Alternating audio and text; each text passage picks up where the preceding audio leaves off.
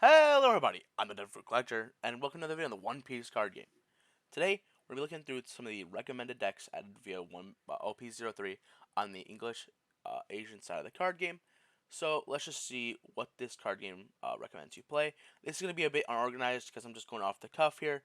Each of these decks is a little concept I'll be going off, and I'll just give my stretched thoughts on these, even though I'm not too familiar with all these cards, even though I read them all.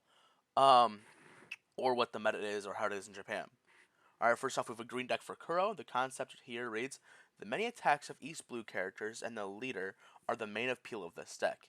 Its tendency to spread small characters and wear down the opponent through multiple attacks may make it look like an aggro deck, but it includes green's flexible strength of resting opponent's characters to dominate the field. Alright, and the leader here they're using is Kuro, a green leader, life of 5, power 5000. His effect reads, activate main, you may rest 3 Dawn cards. Then you may rest 2 of your East Blue type characters, set this character as active, and rest up to one of your opponent's characters at a cost of 5 or less. Now, this deck is playing some like this two of this Alvida, which are just counter bait, I think. Also, it doesn't do much; it's just a one cost 3000 power.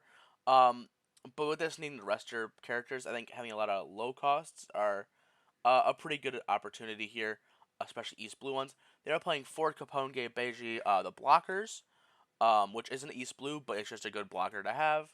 For Momu, 4 of this Nami, which I'll pull up right now, just to have a reference off of. This Nami is the Searcher for East Blue. That's a pretty good card. They'll definitely need that. They are playing this guy. Sorry. Don't want to spoil the rest of the video. I mean, I was just um, you can't actually see it the way I've recorded, just so I don't do spoilers. I missed the card somehow. Right here. Sham, on play, if your leader is the East Blue type, rest up to one of your opponent's characters, cost of 2 or less. And if you don't have Buchi, play up to 1 Buchi from your hand. Buchi is this guy, which also does. Let's see if I can find him. I don't know why. Okay, is he not in this? Or am I just blind? Right here. Buchi, on play, it gives one of your opponent's resting characters a cost of 2 or less. So they kind of play into each other, just resting and doing that. I'm pretty sure Izo here does resting as well. And the blocker law down here, there's Don Krieg, which is right here. On play, you may trash 1 card from your hand, kill up to 2 of your opponent's characters, rested characters at the cost of 4 or less. When it has 1 Don card equipped, this character gains double attack, which is really, really powerful. Because, like I said earlier, this deck does refer to resting a lot. And 2 of the event card, let's remember right here, out of the bag. You may rest 1 of your East Blue type characters and set up to 1 of your Kuro cards as active, which is really nice, as this does just reflect needing to attack with your Kuro a lot. So yeah, I definitely think this deck could be pretty strong.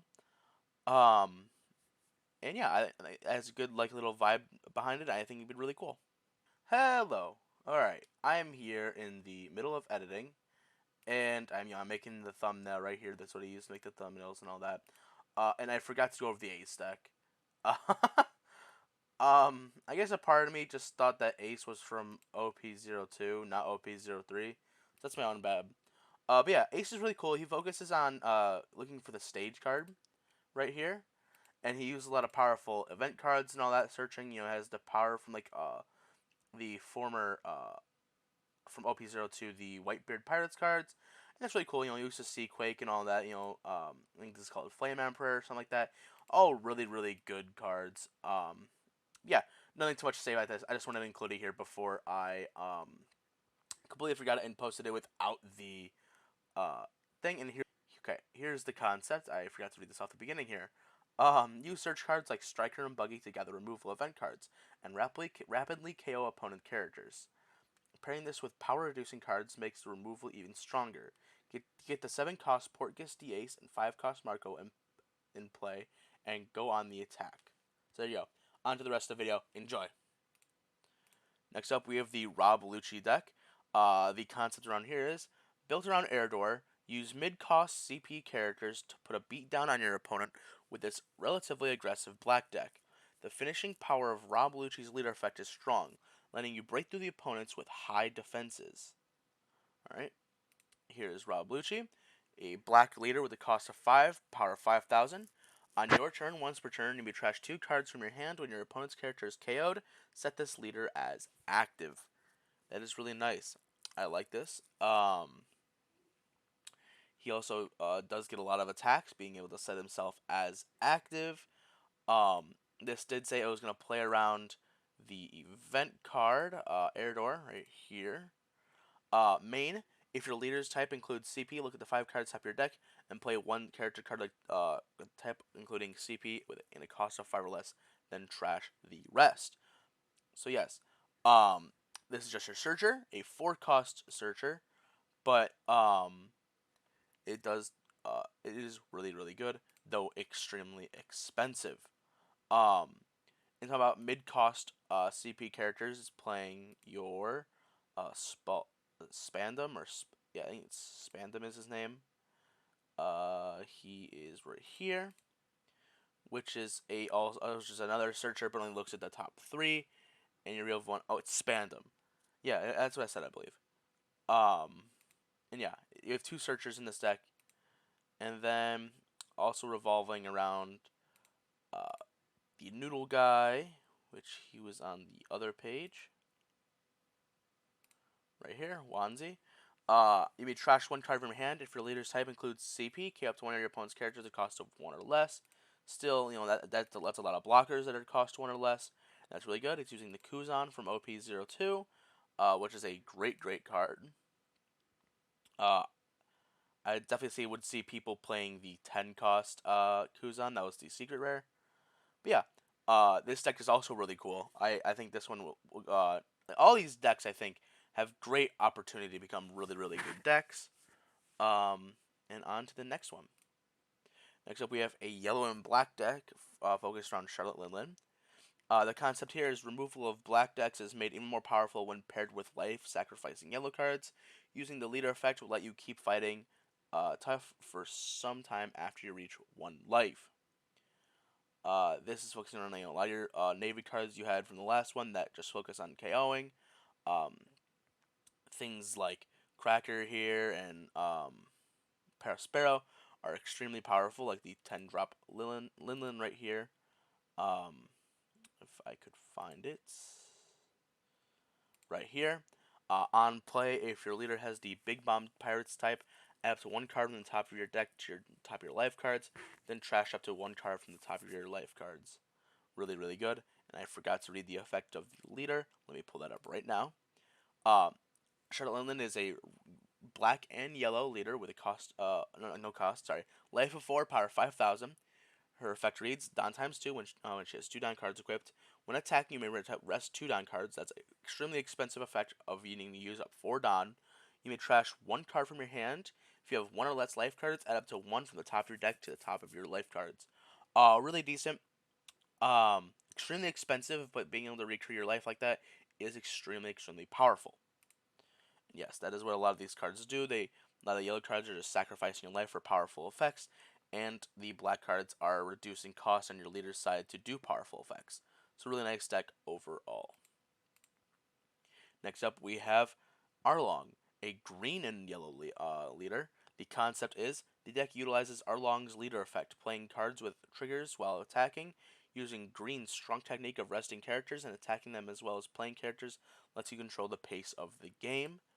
Arlong is a green and yellow leader with no cost. Sorry, it's a leader. I keep on saying cost, but I mean to say life. A life of 4, power 5,000. His effect is when you have 2 Don cards equipped, when attacking, you may rest 1 Don card, so it costs 3 in total. Play up to not pay. Play up to 1 card with a cost of 4 less, and a trigger from your hand. So I imagine most, if not all, the cards here you'll be playing have trigger effects, which looks like most of them do. There's like what 1, 2, 3, 4, 5, 6, 7, 8 cards out of like 16 that you're playing. So half of them don't have trigger effects, which I think might be different depending compared to the recommended decks to the actual one, but that's a whole separate story. And yeah, Um, you're playing cards like, where did it go? Sorry, I'm having a hard time. Right here. Um, Pudding, which is your searcher for either Sanji or Big Mom Pirates cards, which is a good half of your deck, if not a little bit less. But you're also playing the Nami searcher, so you're searching basically about everything in your deck, and you have the Izos to rest, and a whole bunch of other cards just to control. Like this is a control deck pretty much. Um, Not like canceling out the ability for your opponent to play, but in the sense that you can just move at your own pace, unless your opponent gets the upper hand on you, and you, excuse me, brick your opening hand. All right, last one for today, a deck that I hold very close to my heart, a Nami deck, which is the concept is a special victory deck aiming for activation of the leader Nami's extremely unique ability, which achieves victory when the player's deck is reduced to 0. That means decking yourself out. Reducing your deck with Blue's specialty of drawing cards and characters, placing 7 cards from your own deck in the trash when dealing damage. Yeah, this is a deck I hold very close because I really want to play it as well. So I'm super excited to see what the build is. You have 4 laws here. That's the blocker law. We have 2 of the Doflamingos and 4 of the Mihawks and 2 of the um, Boas from set 1. We have these Usops here, which also focus on discarding a lot of cards. It's a Rush Usopp, a cost of 4, power 5,000. When he's one down card equipped, when this character's attack deals damage to your opponent's life, you may trash 7 cards from the top of your deck. Really powerful. A lot of other cards that just are really, really great. I like the use of the event cards here. Soga King's amazing. Yeah, I'm really excited to see how this deck plays out. I have a few different builds planned. I might make a video about that later this week or in the upcoming weeks, whatever. But yeah, that are the decks that are coming on OP03. Remember, this releases on the 30th of this month, June 30th. I already have my pre-orders in with my store. But thank you very much for watching. That is all I have for today. I'm really excited for the future of this card game.